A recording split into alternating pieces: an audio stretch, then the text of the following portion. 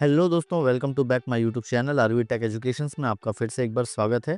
पिछले सेशन में हमने पेज से रिलेटेड सेटिंग और मार्जिन को देखा था। आज मैं आप सबको रेफरेंस टैब के फीचर्स के बारे में बताने वाला हूं, तो आइए शुरू करते हैं।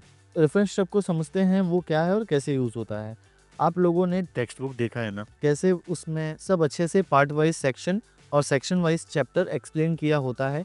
उन सबको मैनेज करने के लिए एक इंडेक्स भी होता है जिसमें हर चैप्टर का नाम और चैप्टर किस पेज से शुरू हो रहा है, ये सारी की सारी डिटेल्स हमें उसके इंडेक्स में मिल जाती है।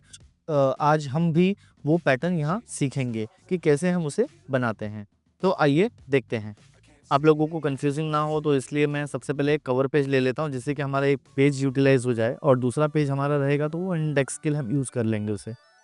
तो सबसे पहले मैं आता हूँ इंसर्ट में, और इंसर्ट में आने के बाद एक कवर पेज पे क्लिक करेंगे हम, और यहाँ से हम कुछ भी एक डॉक्यूमेंट्री के हिसाब से एक अपना पेज कवर पेज ले लेंगे। जैसे मैंने ये डॉक्यूमेंट टाइटल करके एक फॉर्मेट ले लिया है डिफ़ॉल्ट, जिसमें मैं बाद में एक टाइटल वगैरह दे सकता हूँ। एक हमने कवर पेज ले लिया है, उसके बाद हमने एक इंडेक्स के लिए ब्लैंक पेज ले लिया है, और हम उसके बाद से यहाँ पर जो भी हमें कंटेंट लिखना होगा हम यहाँ पर कंटेंट लिखना चालू कर देंगे। ये मैंने कुछ कंटेंट बना लिए हैं। अब कंटेंट को हम चैप्टर वाइज एडजस्ट करेंगे। अब यहाँ से चैप्टर वाइज हम लिखेंगे।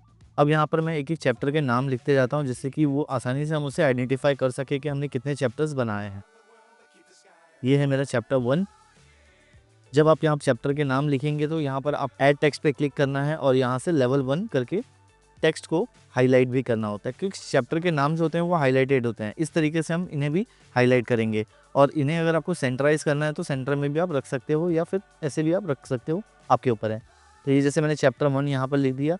ये मैंने 2 पेज के बाद फिर यहाँ पर मैं चैप्टर 2 भी लिख देता हूँ। ये मेरा चैप्टर 2 है। चैप्टर 2 को भी सेम हम यहाँ पे इस तरीके से सिलेक्ट करेंगे, और रेफरेंस टैब में आएंगे।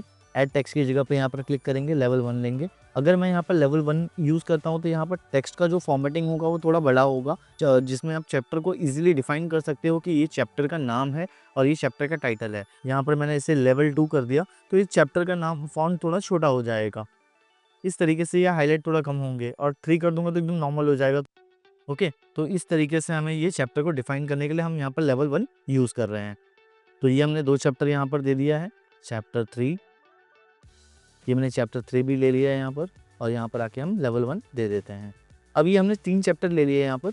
अब 3 चैप्टर हमने ऐड कर दिया है। अब हमें क्या करना होगा, हमने चैप्टर वाइज़ इसे ऐड भी कर दिया है और हाइलाइट भी कर दिया है लेवल वाइज़। मैंने आपको ये लेवल की कंडीशन बता दी है कि लेवल किस तरीके से वर्क करता है। अब जैसे इंडेक्स यूज़ करते हैं वैसे यहाँ पर टेबल ऑफ कंटेंट भी यूज़ कर सकते हैं। अब यहाँ पर देखिए, बिल्ड करने के लिए आपको यहाँ पर मल्टीपल ऑप्शंस दिए हुए हैं।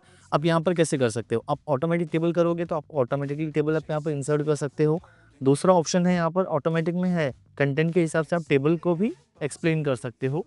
थर्ड वन है, अगर आपको मैनुअल करना है तो आप मैनुअल भी कर सकते हैं। ठीक है, तो ये 3 चीज़ें हैं हमें यहाँ पर मिलती है। तो मैं यहाँ पर डिफ़ॉल्ट 1 ले लेता हूँ। आप लोग इसमें से कुछ भी यूज़ कर सकते हैं जो आपको यूज़ करना हो। यहाँ पे मैंने जो ब्लैंक पेज लिया था, हम इस ब्लैंक पेज पे क्लिक करेंगे, और यहाँ पर हम टेबल ऑफ कंटेंट ऐड करेंगे। यहाँ पर इस तरीके से मैंने टेबल ऑफ कंटेंट पे क्लिक कर दिया, तो ये मेरा टेबल ऑफ कंटेंट आ गया।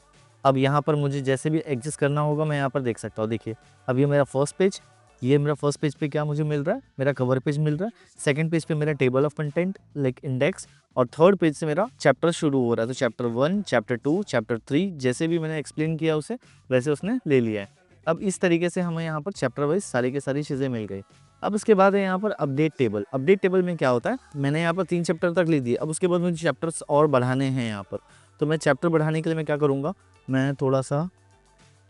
मैं यहाँ पर चैप्टर को और थोड़ा सा इंक्रीज़ कर देता हूँ। ये हमने यहाँ पर चैप्टर 4 लिख दिया, इसीलिए हम ऐड टेक्स्ट कर देंगे। हाईलाइट करना ज़रूरी है, अगर आप चैप्टर नहीं लिखेंगे तो फिर पता ही नहीं चलेगा वो। ठीक है, तो ये इस तरीके से चैप्टर लिख दिया हमने, चैप्टर 4, और यहाँ पर मैं लिख देता हूँ चैप्टर 5। ये हमारा चैप्टर 5 है। हमने चैप्टर 5 को सिलेक्ट किया, रेफरेंस में गए, ऐड टेक्स्ट पे गए, लेवल 1 लिया, और इसे हमने सेंटराइज कर दिया अलाइनमेंट का यूज़ करके। और अब हमें करना क्या है, चैप्टर 5। अब हमने 5 चैप्टर तो लिख दिए। अब आते हैं इंडेक्स में। अब इंडेक्स तो ऑटोमेटिक होना चाहिए, बट यहाँ पर हुआ नहीं, है ना। तो अब यहाँ पर आपको क्या दिख रहा है, सिर्फ और सिर्फ 3 चैप्टर्स मेरे हाईलाइटेड हैं, बट मुझे सारे के सारे चैप्टर्स करने हैं। तो मुझे यहाँ पर अपडेट टेबल पे क्लिक करना होगा। यहाँ पर अपडेट टेबल पर यहाँ पर भी क्लिक कर सकते हो आप, या फिर यहाँ पर भी क्लिक कर सकते हो। अगर आप अपडेट टेबल पर क्लिक करते हो तो यहाँ पर आपको देखिए मल्टीपल ऑप्शंस दे रहा है। क्या पूछ रहा है आपको वो, कि आपको पेज नंबर अपडेट करना है या फिर एंटायर टेबल करना है। तो हमें क्या करना है, एंटायर टेबल पे क्लिक करना है और ओके करना है। अब जैसे मैंने एंटायर टेबल पे क्लिक किया तो मुझे बता रहा है कि ये मेरा चैप्टर नंबर शुरू हो रहा है। चैप्टर नंबर 1 मेरा शुरू हो रहा है सेकंड पेज से, chapter number 2 4th number page, chapter number 3 6 number और चैप्टर नंबर 4 53। तो इस तरीके से आप अपडेट टेबल का इस्तेमाल करके देख सकते हैं। इन सब के बाद होता है फुटनोट। फुटनोट मतलब क्या होता है कि जैसे कि हम बॉटम में किसी चीज़ की डेफिनेशन को लिखना चाहते हैं या किसी चीज़ की मीनिंग को लिखना चाहते हैं, तो वैसे ही हम फुटनोट का इस्तेमाल करके यहाँ पर रख सकते हैं। फुटनोट हर पेज के नीचे होता है। तो आइए देखते हैं कैसे होता है ये। पहले मैं सिलेक्ट करता हूँ, कोई भी वर्ड मैंने सिलेक्ट कर लिया, मैंने फुटनोट पे क्लिक किया। तो जैसे मैं फुटनोट पे क्लिक करूँगा तो ये डॉक्यूमेंट, तो मैं यहाँ पर लिख दिया मैंने टेक्स्ट ऑडियो। इस तरीके से आप देख सकते हो कि जैसे मेरा ये पेज है, इस पेज के नीचे ही मेरा ये फुटनोट ऐड हो गया। और आप कहीं पे भी अगर आप देखोगे यहाँ पर जैसे 1 ये सेक्शन लिखे हुए, तो वैसे ये डॉक्यूमेंट के ऊपर आपको यहाँ पर हाईलाइट होता रहेगा। ये देखिए यहाँ पर आपको आइडेंटिफ़ाई करना भी आसान हो जाता है कि हाँ, ये डॉक्यूमेंट के ऊपर ये 1, हमने बहुत बार बुक्स में देखा भी है कि ये 1 2 ऐसे कुछ लिखे होते हैं, बट हमें समझ नहीं आता कि ये एग्ज़ैक्टली किस चीज़ के लिए होता है और इस किस पर्पज़ के लिए इसे यूज़ किया जाता है। इस तरीके से आप फुटनोट भी ऐड कर सकते हो। और एंड नोट जो होता है, एंड में आप किसी चीज़ को एक्सप्लेन कर सकते हो। अगर मेरे ये डॉक्यूमेंट्री है, इस डॉक्यूमेंट्री में मैंने स्मार्ट आर्ट को सिलेक्ट किया और मैंने यहाँ पर इंसर्ट एंड नोट पे क्लिक कर दिया है, तो ये मेरा सबसे लास्ट पेज पे चला जाएगा और मैं यहाँ पर अब इसे एक्सप्लेन कर सकता हूँ जो भी है। ये देखिए मैंने इस तरीके से स्मार्ट आर्ट को ऐड कर दिया है। अब इसके बाद मेरी डॉक्यूमेंट्री फिनिश हो चुकी है, तो फिर बस मुझे यहाँ पर अपने हिसाब से सेट करना होगा।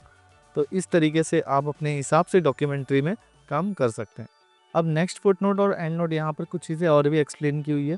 अब जैसे मुझे नेक्स्ट फुटनोट देखना है या एंड नोट देखना है, तो मैं यहाँ पर भी चेक कर सकता हूँ कि मेरा एंड नोट कहाँ पे है, फुटनोट कहाँ पर।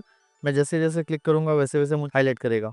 बट यहाँ पर क्या होता है ना कि जब ज़्यादा हो तो हम यहाँ पर आइडेंटिफ़ाई कर सकते हैं इज़िली। शो नोट्स पर अगर आप क्लिक करते हो तो यहाँ पर आपको पूछेगा कि आपको क्या देखना है, फुटनोट चेक करना है या एंड नोट चेक करना है। अगर आपने फुटनोट पे क्लिक किया तो आपका फुटनोट पे डॉक्यूमेंट्री आ जाएगा।